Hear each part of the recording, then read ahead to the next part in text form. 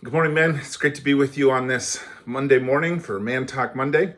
I just thought today I just wanted to share about where the pursuit of true identity can lead, and just some things that for me in my personal life that have been going through and just walking through and uncovering the paths of true identity. Lately, I've been really spending a lot of time recognizing how much of the messaging of the world around us is to separate us, is divide us into groups of us and them.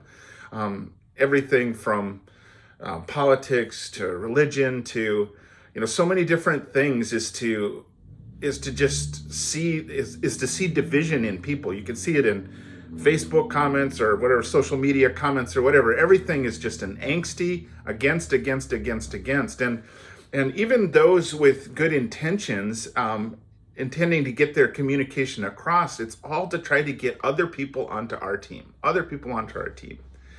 We just came through Easter weekend, a fantastic story of redemption. I mean, that's an understatement to say it's a fantastic story. It's the truth of redemption, of Christ dying for our sins and then defeating death, the ultimate fear of death in his resurrection.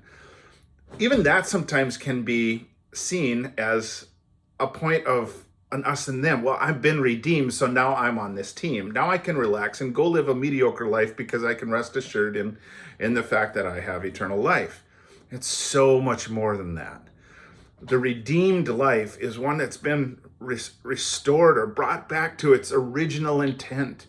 And that's the discover of walking in the resurrection identity, that discovery. It's not just to become an us and try to get others to be us's and treat them like thems on the outside of the us's. I'm going to tangle myself into a bunch of words right there, but redeeming is redeeming every part of my heart, and it's an ongoing walk. And I just wanted to share with you where my identity statement is at right now, because it applies to where my path has led. I am Greg, a champion of truth, a smiling leader of encouragement, or a smiling leader encourager, a smiling leader encourager, a maestro that intentionally sees and hears the music in every moment and passionately pursues harmony and resonance, a powerful, intense fire that attracts others and draws them together and ignites them and invites them to walk in their true identity. I am a man. I'm a connector of dots.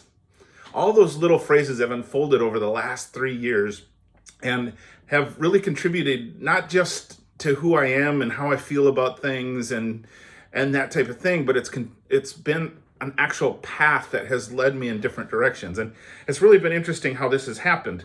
And 10 years ago, I accepted a position. 11 years ago, I accepted a position at a middle school during a really, really low time of life, a time when I was truly living in false identity. And I taught 2.5 years at this school in the inner city of Milwaukee. And I was not in true identity. I was living under the identity of failure at the time. I was getting beat up by kids. I'm not exaggerating a little bit of it, but I got hit. I got the disrespect. I was hated. I was trying to teach music in a school that was just not in a place where the students were ready to learn, under-resourced, different things like that. And I just felt like such an outsider and such a failure. Right at the end of that time, I connected with another teacher there, and him and I put together a little program for a Black History program, and it was just this 5-minute thing, and on the story of Frederick Douglass. Well, that was that long ago that we did that 5-minute piece. Fast forward, a lot of details in the story I'll spare you, but this past year, that 5-minute piece, he took a bunch of kids to Washington D.C. They performed it. And then we were invited to turn this into a full-length musical. And so we're now in the process of presenting this full-length musical at the school that I had left that long ago. And so I've gone through a change of career here at the end of this past year. And so for the past month, I've been developing this in the same place I was at, in the same auditorium, in the same room that I was at back in that time when I was in such a dark place. I used to drive to school back then and just feel the sweat and the anxiety and the fear of going into this place. fast forward to the redemption of Greg, and to walk into this space, and now kind of confronting some of the insecurities that I've had as when I was there before. I was an outsider. I was a them. In fact, they were a them because they were from a different culture, a different socioeconomic group, a different race than I was. And so there was just this outside feeling that just was motivated by fear. Contrast that now to walking into a space, and I'm not going to say that this has been perfect, but what's really been confronted for me is the recognition that that my insecurities are exactly what the Lord wants to walk me through in redeeming my true identity. I felt like an outsider then. Now coming in, and we're building this musical on the life of Frederick Douglass, an escaped slave who became friends with Abraham Lincoln, who not only escaped himself but went back to rescue others from slavery and to bring to light to the eyes of men the horrors of slavery. And me as a guy who grew up in northern Minnesota and a pretty homogenous culture of to be in a place to coach others to tell the story of slavery. It would be very easy for me to think this whole topic is a them thing. This is a them thing. Even the racists are a them. When we talk about this, it's so much division of us and them, and the whole problem of slavery and racism is all an us and them thing. But the posture of redemption is he became flesh and dwelt among us. He restored us. He helped us to think, no, the kingdom of heaven is like. It's not the same as the kingdoms of this world. So many times in our where we're at right now, we're trying to solve the problems. We're trying to solve the problems that were created by us and them with us and them solutions.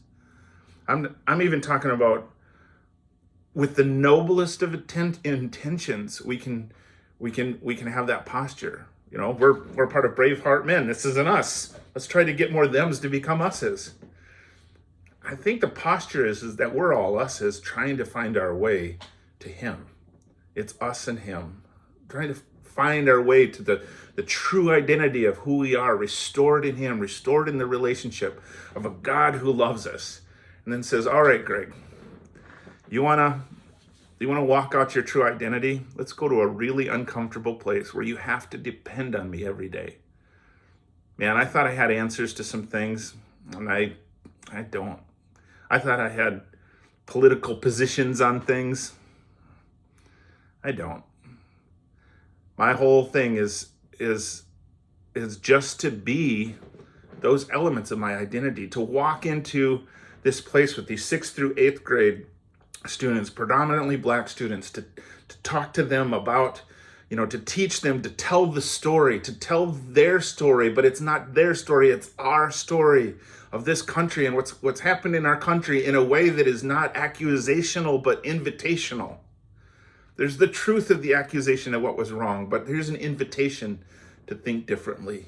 Here's an invitation to walk together.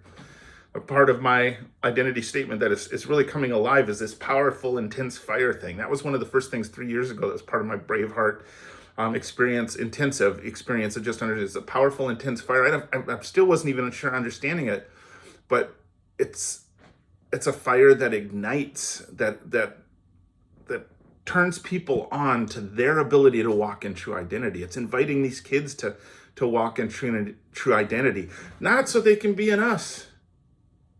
It's so they can be, so we can together walk together in our true identity and ask truth. Ask truth. Jesus says, I am the way, the truth, and the life. And the opportunity I have with students is just say, get alone with truth. Ask truth. What do you call me? And it's amazing to see how God is inviting individuals, kids, adults in this whole process. And to see what's happening. In 3 weeks, we're premiering this musical that has the potential to actually be licensed for use around the country, and it's such an opportunity. And I'll say it this way too: it's such a danger, because a story like this could be hijacked by anyone with an agenda. This type of story, this type of show could be politicized very easy. But our hope is that we just tell the truth and let the Spirit draw the heart in all of this. And listening to a recent Man Talk Monday about humility and what that is, it takes so much courage to walk into a space that confronts your insecurities, but part of that humility is the confidence of knowing who you are and walking in and saying, I don't have to have all the answers. I'm just a smiling leader, encourager. I'm just a fire, igniting, inviting, others to walk in true identity. It takes a little bit of the pressure off. There's still the stress of all the to-do list things that have to be done. But as I say that, I want to invite you to walk in this redemption story, this redeeming of your identity on a daily basis. It's not, oh, I did that. I did my identity statement. So I'm here. Let me dig through my papers and find out who I am. No, it's a daily thing.